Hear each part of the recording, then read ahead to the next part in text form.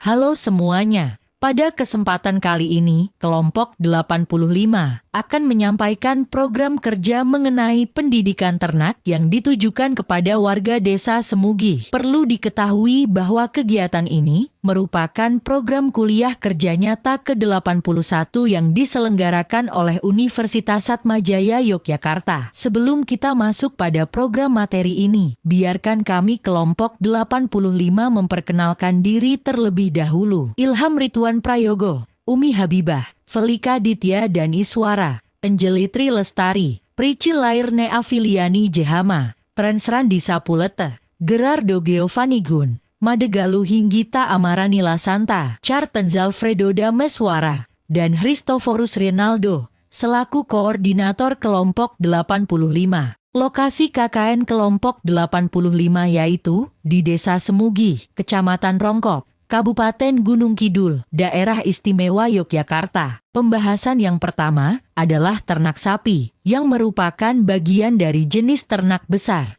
Berikut merupakan bagian pembahasan dari ternak sapi, yaitu reproduksi, perawatan, pakan, waktu panen, serta obat-obatan. Reproduksi terdiri dari 1.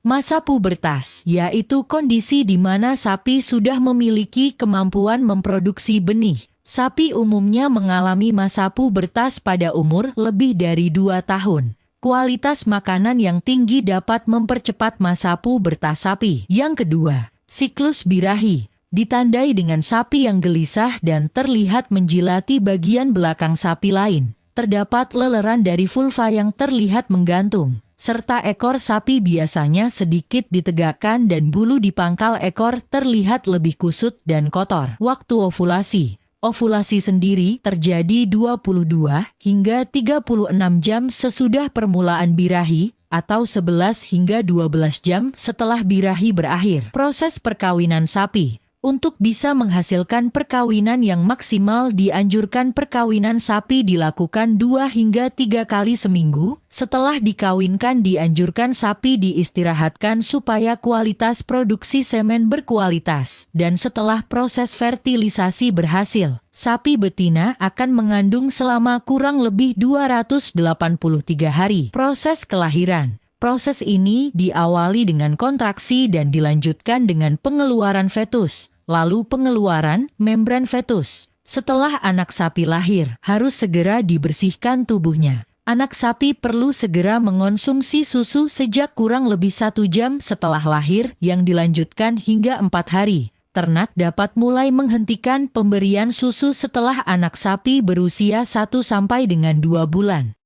Perawatan ternak sapi. Pada masa bunting, sapi memerlukan perhatian yang khusus. Sapi yang sedang hamil 7 bulan harus diperhatikan gerak badan dan pakan. Hal itu dilakukan agar produksi susu sapi harus diistirahatkan. Pada saat lahiran, sapi menjelang 1 bulan kelahiran harus dalam pengawasan dengan menempatkan induk sapi di kandang yang luas, bersih dan kering serta pencahayaan yang cukup guna membantu proses lahiran. Untuk kandang, harus selalu bersih dan alas kandang juga harus terbuat dari bahan yang kuat dan nyaman supaya tidak membahayakan sapi. Maka dari itu, kandang harus dibersihkan secara rutin sebanyak 1 sampai 2 kali sehari. Serta, tempat makan dan minum harus diatur sebaik mungkin agar sapi tidak mengotori kandang. Untuk pakan. Pakan sapi sendiri harus mengandung bahan yang berkualitas sesuai dengan perkembangbiakan seekor sapi, di mana ada 3 jenis pakan yang umumnya diberikan dalam merawat sapi yaitu pakan hijauan, pakan konsentrat, dan pakan tambahan. Kesehatan sapi. Sapi dimandikan setiap hari, namun, jika persediaan air tidak mencukupi,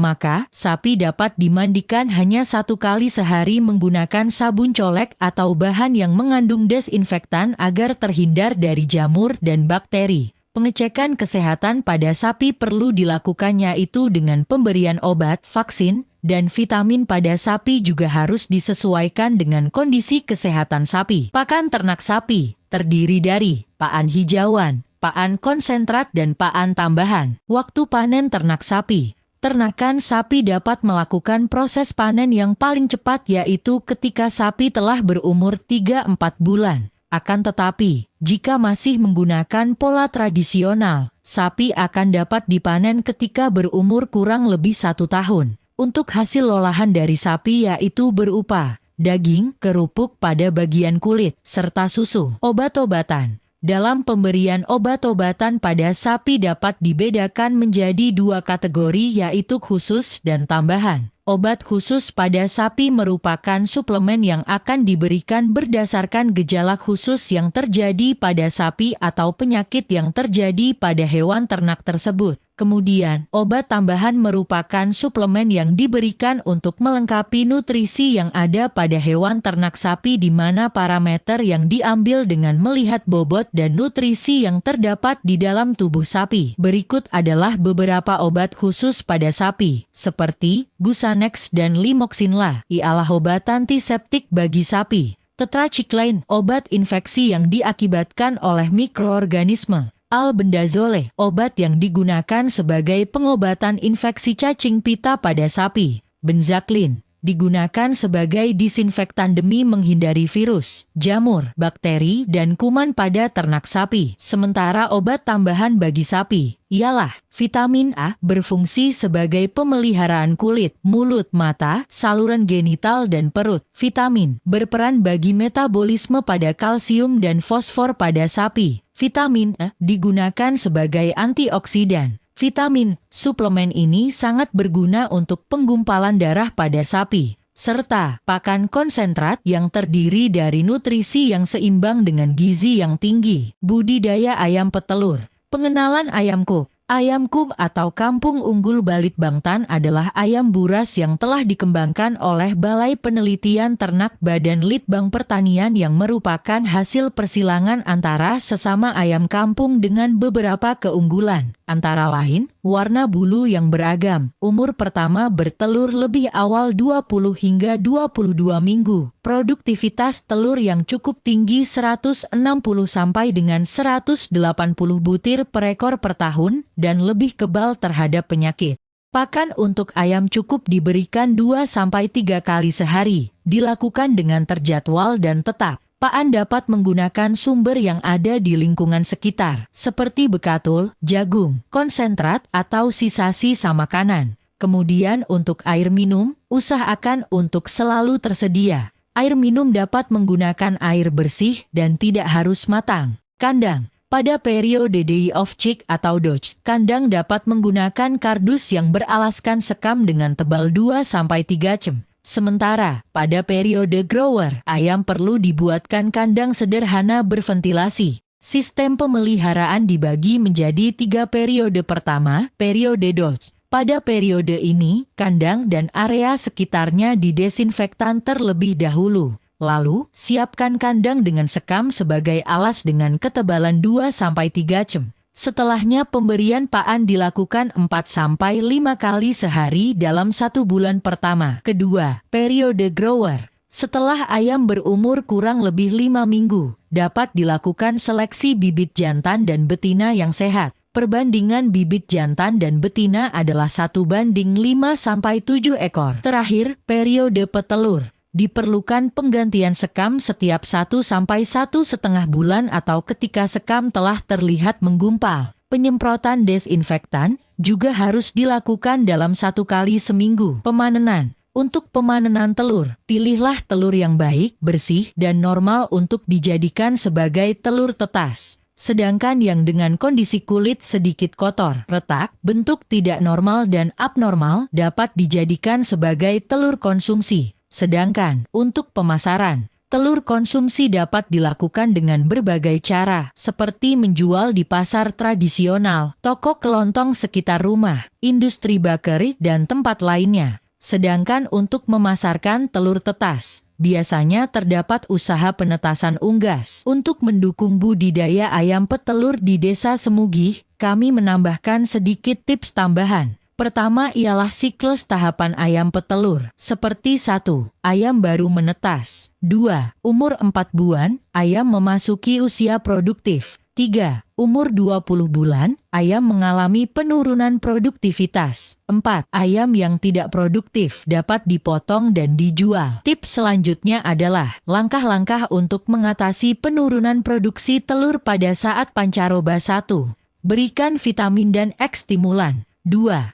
Berikan pakan jagung yang berkualitas dan dalam kondisi kering. Selanjutnya, untuk mencegah banyaknya anakan ayam yang mati, dapat dilakukan vaksin anakan ayam dan memperhatikan kondisi kandang. Penyakit yang sering terjadi pada ternak unggas. Newcastle disease. Gejala umum yang terjadi adalah ayam akan mengalami diare berwarna hijau. Pengobatan dari dini hanya dengan dilakukan vaksin aktif maupun inaktif pada ayam. Infeksi bronkitis. Penyebaran penyakit ini sangat mudah, sehingga satu-satunya cara untuk mencegahnya adalah dengan melakukan vaksinasi. Pulorum. Gejala yang ditimbulkan adalah kotoran berwarna putih kapur. Antibiotik adalah salah satu pengobatannya. Ternak kambing. Terdapat beberapa bahasan yang akan dibahas, yaitu reproduksi, ciri-ciri bibi tunggul, manajemen kandang, manajemen pakan, serta penyakit dan pengobatannya. Masa pubertas.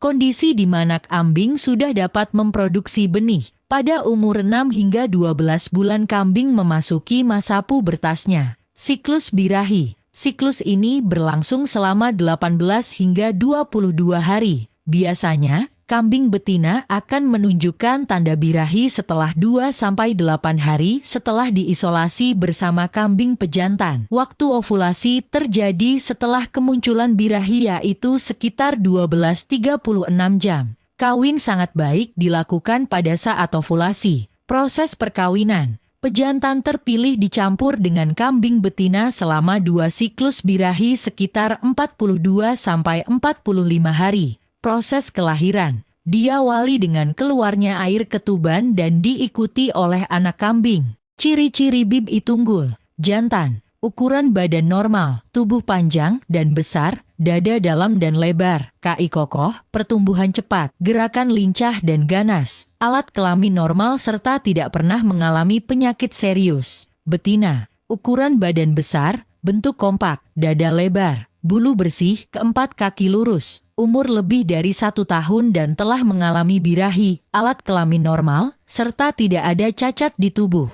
Untuk manajemen kandang. Ternakan modern pada umumnya membutuhkan kandang yang efisien seperti berikut kriterianya: kandang aman dari hewan pemangsa, adanya tempat pakan dan minum, serta penampungan kotoran. Untuk pembersihan kandang dilakukan 1 hari 1 kali. Manajemen pakan. Terdapat 2 jenis pakan kambing, yaitu pakan alami yang berasal dari tanaman atau tumbuhan yang merambat dan dedaunan yang ada di sekitar lingkungan, serta pakan buatan yang berasal dari proses fermentasi atau berbentuk konsentrat. Frekuensi pemberian pakan bergantung pada jenis pakan yang diberikan, penyakit dan pengobatannya. Adapun penyakit yang dapat menyerang kambing, seperti 1. Kembung. Gejalanya kambing hilang selera makan, perut kiri keras dan menonjol. Kembung diobati dengan pijatan pada perut kambing dan diberi minum air kelapa. 2. Kudis. Gejalanya gatal-gatal, bulu rontok serta kulit kambing mengeras. Kudis diobati dengan cairan antiseptik yang diolesi di tubuh kambing serta disuntik dengan obat Ivomec atau Wormectin. 3. Cacingan. Gejalanya kambing menjadi lemah serta kurus. Diobati dengan pemberian obat cacing pada kambing. 4. Antraks. Penyakit berbahaya yang dapat menyebabkan kematian dan untuk obatnya belum ditemukan. Pencegahannya yaitu kambing yang terinfeksi harus dikuburkan. Kesimpulan,